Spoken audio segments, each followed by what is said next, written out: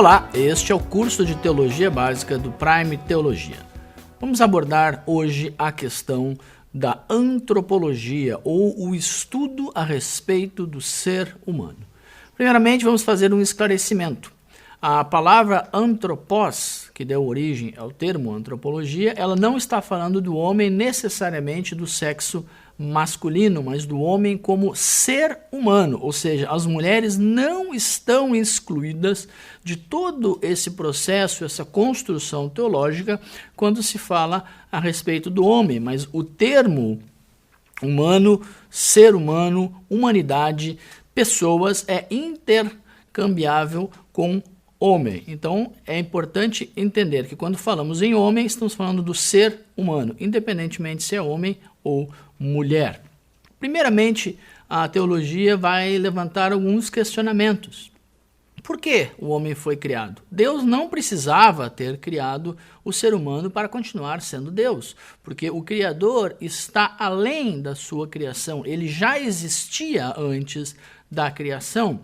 Mas é importante que ele decidiu, ele escolheu criar o homem com um objetivo, que é para a sua própria glória. Deus deixa isso claro em algumas passagens da Bíblia, como Isaías 43. Paulo nos ensina lá em 1 Coríntios a fazer tudo para a glória de Deus. Ou seja, quando o ser humano foi criado, havia um propósito divino. E este propósito era que o seu nome fosse glorificado através da criação. Isso nos remete ao questionamento existencial. Qual é o propósito? O que é que eu, como ser humano, estou fazendo na Terra?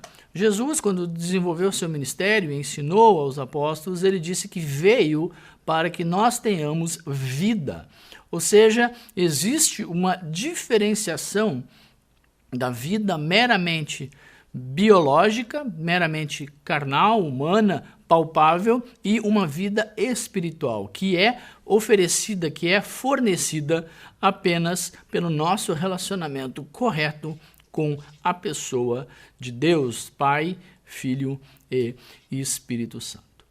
É muito comum, quando se pensa em criação, o levantar de uma questão bastante antiga. Afinal de contas, a Bíblia não fala sobre a evolução, mas a ciência humana, todo o conhecimento nos últimos séculos tem tentado apontar para este conceito que vai de encontro, que vai negar aquilo que a Bíblia fala. Existem tentativas teológicas de conciliar as duas coisas. Se fala, por exemplo, no que é a evolução teísta, ou seja, Deus de alguma maneira estaria envolvido na criação do homem e permitiu, através da natureza, das leis evolutivas, que este homem fosse evoluindo e se transformando até chegar no ser humano ou o Homo sapiens, como a ciência chama. Também existe a ideia da evolução ateísta. Deus não tem nada a ver com essa participação. Deus não tem o envolvimento necessário com a criação do homem, mas isso anula aquilo que a Bíblia começa dizendo, que Deus criou todas as coisas e que o homem é o ápice da criação. Quando nós pensamos em antropologia bíblica, falar a respeito do homem, de acordo com a luz que as Escrituras nos remetem, não é possível abrir mão da ideia de que o homem foi criado por Deus, à sua imagem, a partir do pó, feito para glorificar a Deus, e recebeu sobre si o Espírito, que lhe deu vida, e a partir daí ele começa o seu relacionamento com Deus. Há uma tentativa de pessoas tentarem atribuir a ideia da evolução com um conjunto de percepções, por exemplo, de que o universo foi criado a partir do Big Bang, ou seja, não se questiona apenas a participação de Deus na criação do homem, mas de tudo que existe. Isso, novamente, é uma tentativa de tirar Deus da história, de tentar aniquilar toda a revelação bíblica a respeito do que é o ser humano e de por que ele foi criado. Nós partimos do princípio de que nada disso é necessário na teologia, mas abordamos esta questão, porque é algo que é comumente debatido na nossa sociedade. Esse problema da evolução vai nos remeter a uma série de perguntas que não podem ser respondidas pela teologia. A gente fala sobre as mutações, sobre a seleção natural e sobre uma infinitude de pequenas mudanças que foram acontecendo. Nós deixamos isso de lado e partimos do princípio bíblico, de que a criação do homem é obra de Deus. Ela foi pensada, ela foi planejada, ela ocorreu num determinado momento do tempo e do espaço.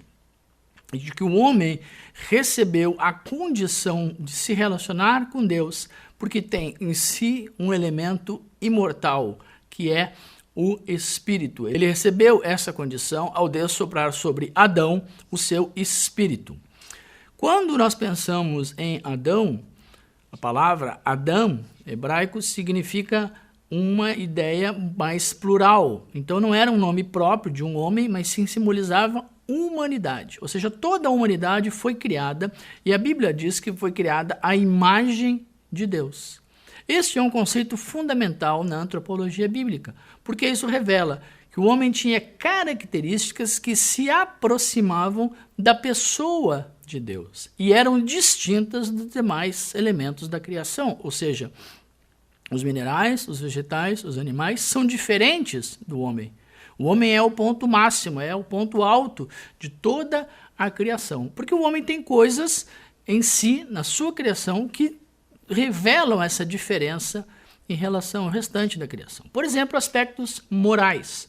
O ser humano é responsável pelas suas atitudes. Ele toma decisões e precisa arcar com as consequências delas. Isso já não é verdade, por exemplo, para os animais que vivem na base de um instinto e não têm a sensação, o entendimento do que é certo ou do que é errado. Também não têm o entendimento do que é justo ou o que é injusto, do que é moral ou do que é amoral. Mas o ser humano em si é levado a entender que pode viver de acordo com uma perspectiva humana em harmonia com o que Deus quer. Deus criou o ser humano com aspectos espirituais. Isso também o distingue dos animais. Nós temos um corpo físico, é verdade, pode ser visto e percebido, mas também temos elementos espirituais. Assim como Deus é espírito, o ser humano possui um espírito e tem uma vida espiritual. E esse espírito traz em si a imortalidade. Ele não poderá morrer. Isso revela que existe essa transcendência divina revelada na criação. Também temos alguns aspectos mentais. O ser humano é capaz de raciocínio. Os animais não filosofam, não pensam, não são capazes de questionar a sua própria existência. O ser humano também se distingue do restante da criação por ter uma linguagem. Ela pode ser construída, ou seja, se Deus é um Deus que fala, ao criar o homem e revelar a sua imagem no homem, esse homem também tem condição de se comunicar, de se relacionar com os demais. Nossas semelhanças com Deus estão relacionadas com a capacidade do homem criar.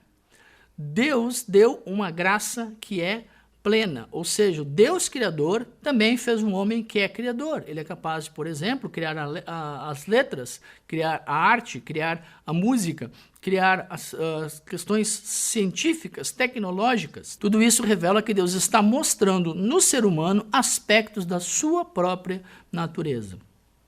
Os nossos sentimentos, embora não possam ser identificados dentro do corpo, o ser humano tem em si a capacidade de demonstrar tantas coisas que os animais, por exemplo, não podem demonstrar. Alegria, tristeza, são sentimentos que normalmente são associados aos animais, mas a complexidade desses sentimentos é distinta no ser humano e no animal. Por quê?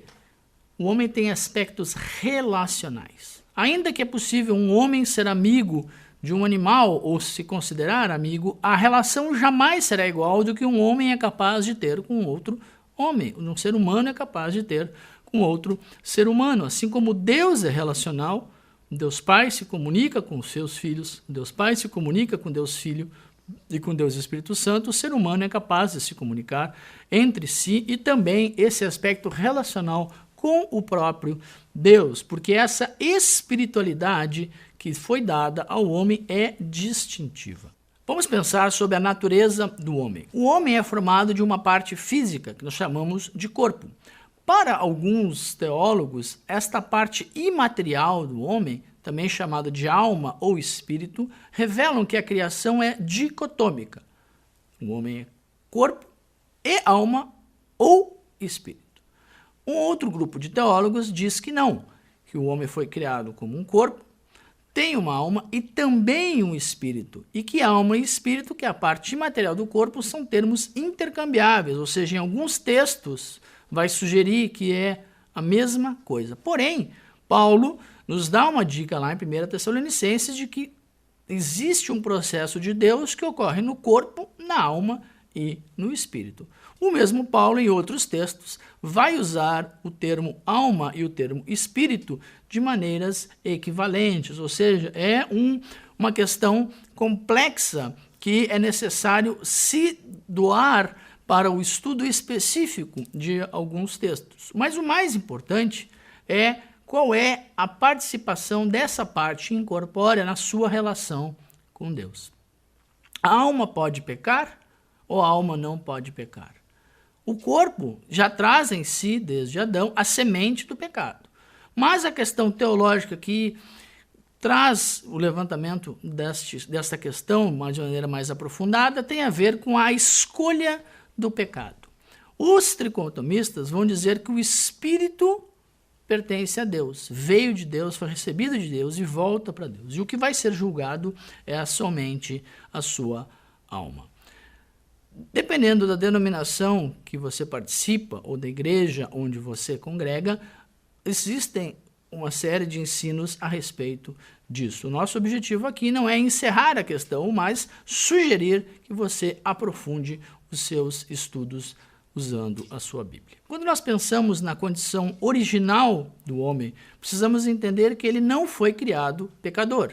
Ele tinha uma natureza moral santificada. O homem, originalmente, era totalmente separado para viver para Deus. Porém, algo o separou. E a gente chama isso de a queda. O momento em que o homem decidiu sair da comunhão plena que desfrutava com Deus. Para muitos, toda a narrativa de Gênesis é apenas uma lenda, é apenas uma metáfora, é apenas uma história que visa contar um fundo moral. Mas é importante entendermos que mesmo que esse pensamento possa existir, não muda o fato de que a Bíblia fala de que o homem está separado de Deus após a tentação. Quem foi tentado? Adão, ou humanidade, e posteriormente Eva, a mãe de todas as criaturas. E os dois igualmente perderam aquele aspecto original da sua criação. Eles caíram da graça de Deus. Eles tinham sobre si uma responsabilidade, que era cuidar da terra, dominar a terra. Mas abriram mão daquilo porque foram reprovados numa espécie de teste, que é chamado de a tentação. O diabo não os forçou, mas ele ofereceu a eles uma oportunidade. Isso é revelado através de uma imagem, de um fruto em uma determinada árvore, chamada árvore do conhecimento do bem e do mal. O tentador, como vimos na lição passada, é Satanás. Ele é um ser espiritual real, que traz a maldade, oferece a oportunidade para a maldade entrar no mundo e, infelizmente, o homem cede essa tentação. Qual era o objetivo de Satanás? Que o homem fosse como Deus, conhecedor do bem e do mal. Tanto Adão quanto Eva cedem à tentação, ouvem a Satanás e recebem, por causa disso, uma penalidade. As penalidades da queda. Adão e Eva trouxeram sobre si uma maldição. A Bíblia fala claramente que sobre toda a raça humana, todos os seres humanos, ocorreu uma maldição que era a consequência desta atitude pecaminosa, o que seja, ficar afastado da comunhão de Deus. Satanás, aqui presente na figura de uma serpente, também recebeu uma punição, mas já ali, naquele momento, existe uma prefiguração daquilo que Deus havia de fazer. Ele fala que Eva daria à luz a um filho, e esse filho dominaria o pecado, ou seja, pisaria na cabeça da serpente. Isto é chamado de o proto-evangelho, a primeira promessa de resgate da parte de Deus do elemento da queda, que veremos mais adiante, chama-se redenção. Eva também tem consequências da sua atitude. Ela passará a ter dor na hora de dar à luz a um filho e precisará ser submissa ao seu marido. Tanto Adão quanto Eva têm como consequência a expulsão do Éden. O pecado de Adão e Eva foi passado por toda a raça humana. Romanos, no capítulo 5, vai fazer um contraste muito claro desta semente, daquilo que iniciou do pecado na queda, e isso vai terminar com a vinda de Cristo Jesus e sua morte na cruz. De fato, o pecado nunca foi desfeito. O ser humano, salvo, ainda continua pecando. A diferença é que ele não vive em pecado. Quando pensamos sobre o propósito de Deus a respeito do ser humano caído, do ser humano fora deste propósito original, é interessante lembrarmos que está na natureza de Deus esta proximidade, essa busca do ser humano. Desde o primeiro momento, Deus pergunta para o homem onde ele está, ele tenta atrair o homem para si. E, ao longo da revelação bíblica, veremos que Deus vai propondo uma série de alianças com este ser humano. Por que isso? Porque está no caráter de Deus honrar as suas promessas. Ele tinha um plano, um propósito que antecedia tudo isso que aconteceu. E ele vai trazer elementos humanos no seu relacionamento com o homem para atraí-los de volta a uma vida de obediência. Por exemplo, quando ele traz o dilúvio sobre a terra, no final ele propõe uma aliança marcando o céu com um sinal que nós chamamos de o arco-íris. Quando lemos lá os livros de Moisés a respeito da lei, Deus propõe uma aliança com seu povo baseado na obediência às leis, ou seja, este acordo divino proposto vez após vez com outros nomes sempre vai remeter a esta aliança. E a aliança tem a ver com uma tentativa humana de voltar a este relacionamento com Deus. Mas ela só será possível ser completada de forma plena através da redenção.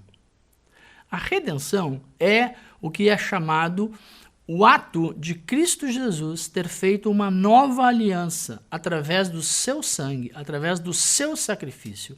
Assim como o sangue dos animais serviu como aliança para a lei, o sangue de Cristo serve para a aliança neste novo tempo, onde Deus vai tentar buscar o ser humano para si através daquilo que ele faz. É a aliança da graça.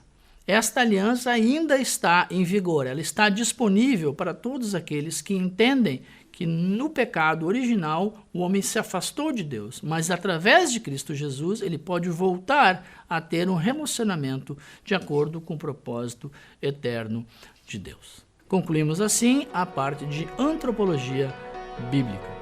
Revise a sua apostila e continuaremos na próxima aula.